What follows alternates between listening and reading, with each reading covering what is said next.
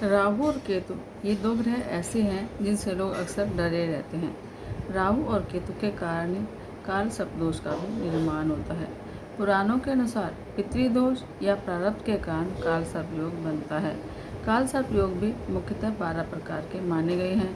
बहुत से लोग काल सर्पयोग से डरे हुए हैं, लेकिन जंगल के खतरनाक जानवरों के बारे में जो जानते हैं वे निश्चित ही बच निकलने का रास्ता भी ढूंढ लेते हैं। हम आपको राहु और केतु के चमत्कारिक अचूक उपाय बताएंगे आपकी कुंडली के खाने के अनुसार। आप अपनी कुंडली में राहु और केतु किस खाने में बैठे हैं वो देखें। उसी खाने के उपाय करके आप इन दोनों ग्रहों के बुरे प्रभावों से मुक्त हो सकते हैं। इससे पहले आप ये जान लें कि राहु और केतु आपके जीवन में किस तरह का प्रभाव डालते हैं।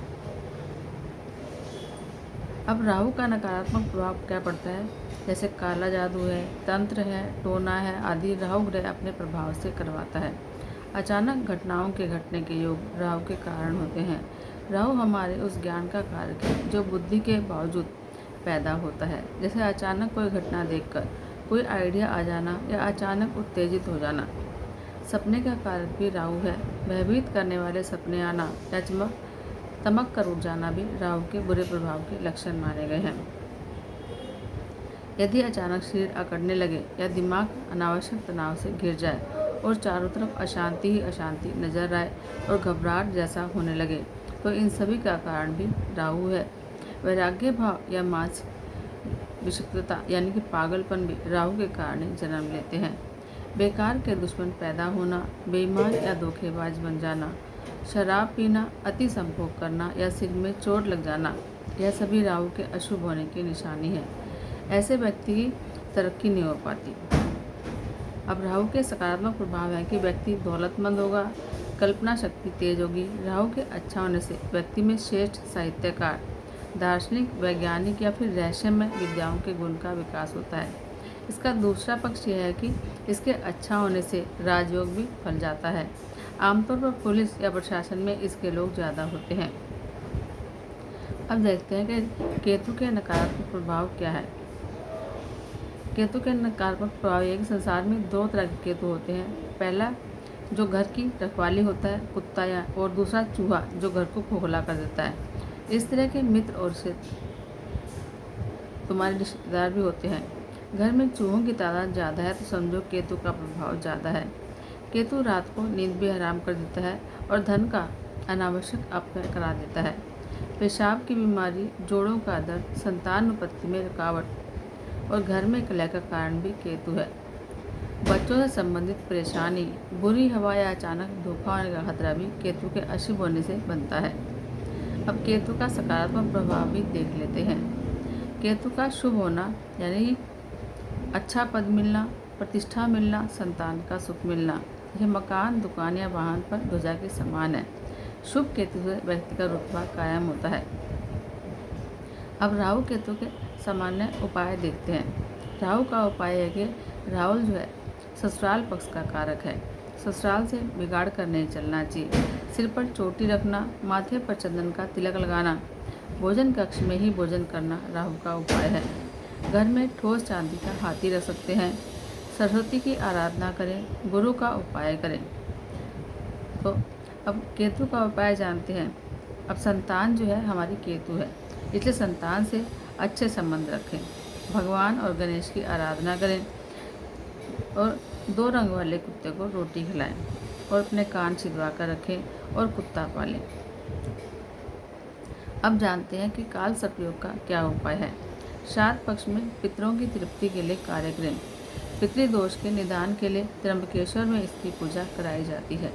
शास्त्र के अनुसार महामृत्युंजय मंत्र, गायत्री मंत्र, राहु बीज मंत्र या ओम नमः शिवाय का जाप करते रहने से भी इस दोष का निदान होता है।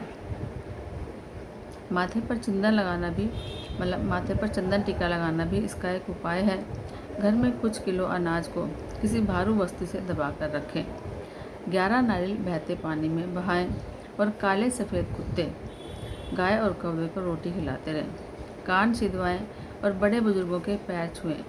किसी भी प्रकार के व्यसन से दूर रहें। पीपल में जल चढ़ाएं। घर में समय समय पर गुड़ घी की धूप देते रहें। अब पहला उपाय बताते हैं कि अगर पहले खाने में हमारे कुंडली के लगन भाव में राहु हो और सातवें भाव में केतु हो तो चांदी की ठोस गोली अपने पास रखें।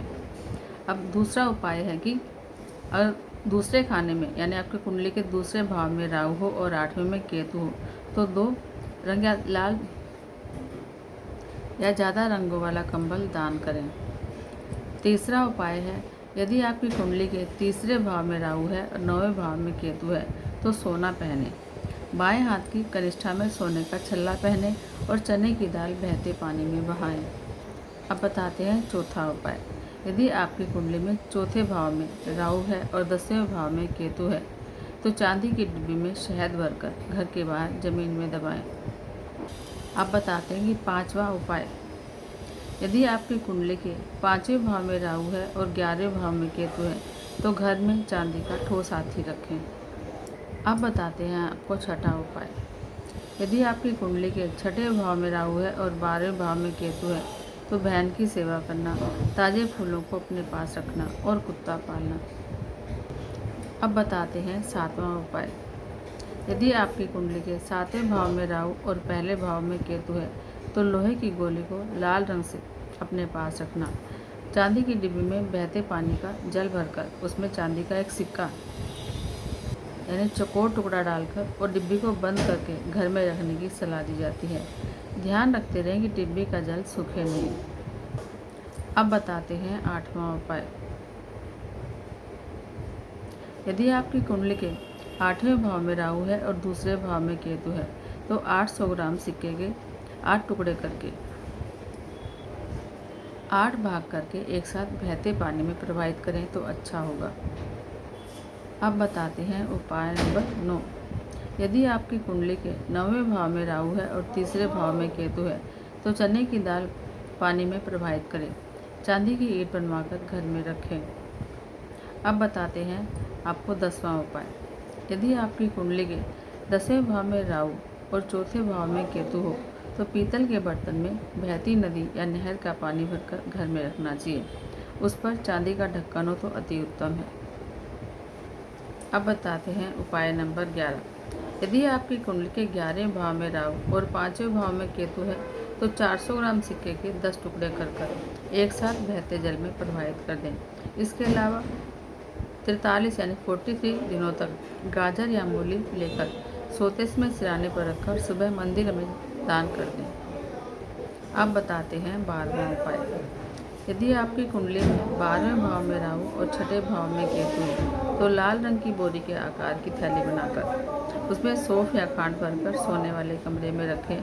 कपड़ा चमकीला नहीं होना चाहिए। केतु के लिए सोने के जेवर पहनना उत्तम होगा। ये हैं कुछ उपाय जो आप भी कर सकते हैं अपनी कुंडली के हिसाब से, तो आप उसका लाभ ले सकते हैं। जय जय श्री राधे।